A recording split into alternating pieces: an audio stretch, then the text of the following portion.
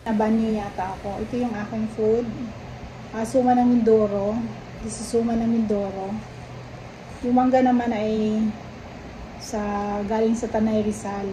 May sausawan yung suma ng Mindoro. Ito yung source niya. Ayaw ko lang siya ilagay kasi nga matamis at saka may ubo ako. So, mangga na lang uulamin natin. Ito yung aking breakfast bago pumunta ng church. Meron kaming Women International Day. So, kain na tayo ng mangga. Lord, bless this food and make my body healthy and strong. Jesus' name I pray. So, it's late na ako. Supposed to be I'm on the way na. Kailang. Asim. Okay lang kasi. Medyo nilalamunan ko.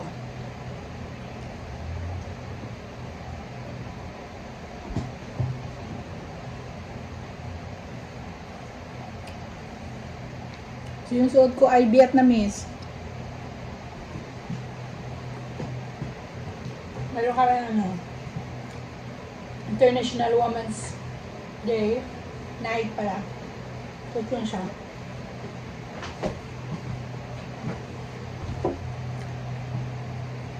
Tinigaluhan ako ng Vietnam dress. Nung, hindi ko matanda, 1995 yata. Yung dress lumiit na. So, nagsusuot yung mother ko. Ngayon, mayroong event na Women's International Night. So, suot ka ng different dress.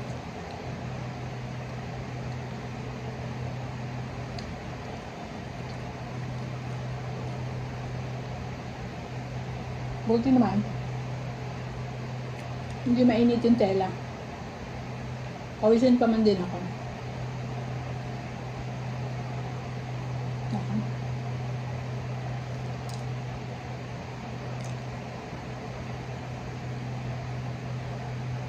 Kahit daga.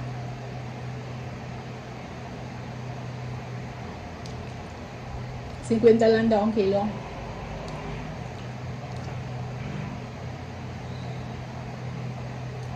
Kaya,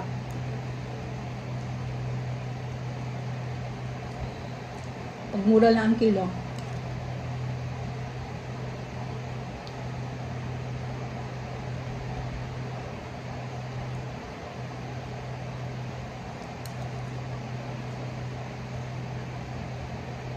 ito yung breakfast ko. May na ako makakain. Kaya hindi naman ako ginugutom. Yung mga gamot ako, ayaw kong inumin. Kasi, humihilab siguro ako.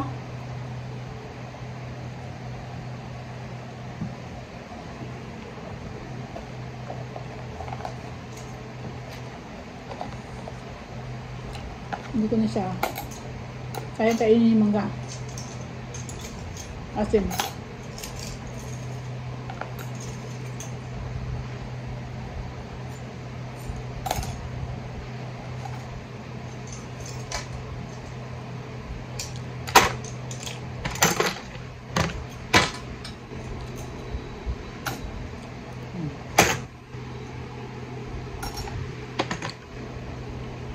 Mamadali ako. Naalala ba? Diba? May ano pa siya, may pa siyang plastic. Para hindi ko mabasa sa ulan, syempre may plastic siya. Kailangan nasira na yung plastic. Hindi ko alam paano gagawin ko para ma-maintain ko siyang ganda. Diba? Susuot mo siya. Diba yung mga Vietnam woman? Pero hindi siya susuot. Susuot sa kali mo. Dito ako sa kali. Dito ako sa metro. Yan dapat yung attire ko for tonight. Kailangan ayaw ko mag-attend. Kasi may ubo ako. So,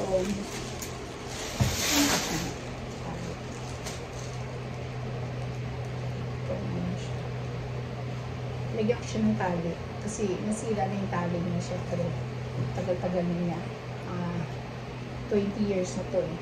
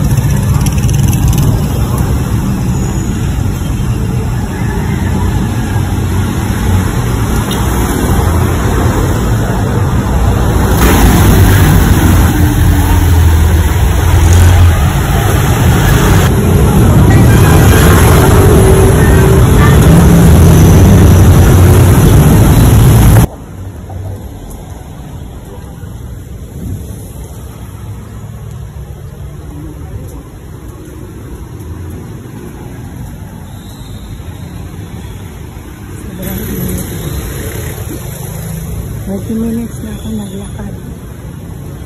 Sinusundan ko itong 81-year-old. Nagwawala. Gusto daw mag-window shopping.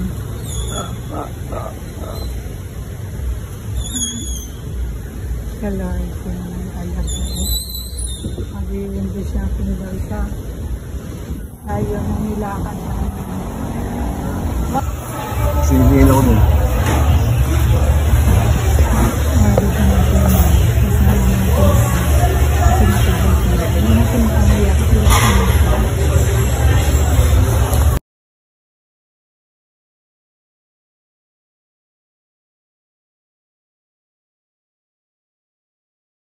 Union Mission.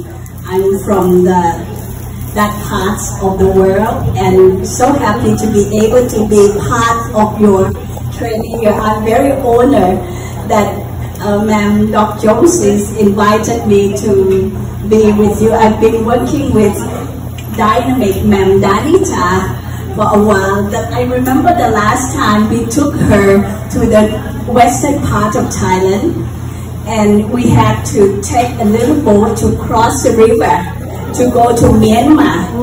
And as we were going there, the water was kind of low, so we had to walk to the place where the boat could be there. So we hop on the boat thinking everything is fine. But just 200 meters out, they were running out of gas. So they were figuring out what to do. And then I turned to Ma'am Danita and said, we may have to go back and fill up the gas. But somehow they didn't do that. They left us halfway. So we have to get out of the boat, climb the rock and the sand, and went up. But be proud of your director. Of course. She is tough. And she made it on the rock, on the sand, doesn't matter what kinds of road she was on. She moved forward. So you can trust her. She'll never turn back. She'll never give up. She will walk forward in spite of obstacles.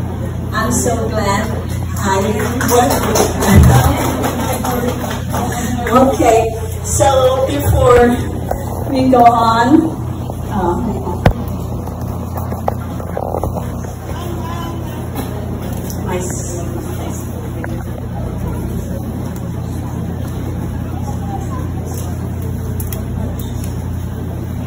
my family, that is my husband, but this is my family. Okay, the center of our family is my mother. She's 94. Whenever we are in Thailand, we travel together. We take her around wherever we go. She's 94, still strong and healthy, but her memory is not there. So sometimes she remembers me, sometimes she doesn't, sometimes she calls me her sister. Sometimes she said, I haven't eaten. But actually she had good meal. So, but we had lots of fun being around her. My youngest brother is the one in blue t-shirt, and that's me, and next to me is my mom, my older sister, my husband in gray, my nephew in black, and the one standing is my another second brother. So there are 4 in the family. I'm the second in the family, and I'm so thankful we had a very great family bonding, because whenever I'm traveling, then either my brother or my husband look after my family, and I'm so thankful that my husband is a miracle. But my husband, we lived together for many years. We never had kids. We never had anyone in the family except 2 of us. Finally, when mom had to come back from America because she started dementia, she started to live with us. My husband find it very difficult because of her caring spirit. You know, being a pastor, I meant that to understand, because she was there traveling. She would look and say, have you eaten? And she doesn't remember how many times she asked you. So we would turn around, come and eat, and you know, even if you say, no, I'm done, she would still. So it was difficult for my husband to take that all the time. But after a few years, I've been praying a lot. Now, he's the one who looked after my mom. He bathed her, he prepared meal for her, he took her out for a walk, he even cleaned her butts. Because at this age, she doesn't remember on how to be clean. She kind of remember the routine, but to be very clean is not there. So we want to make sure she's clean.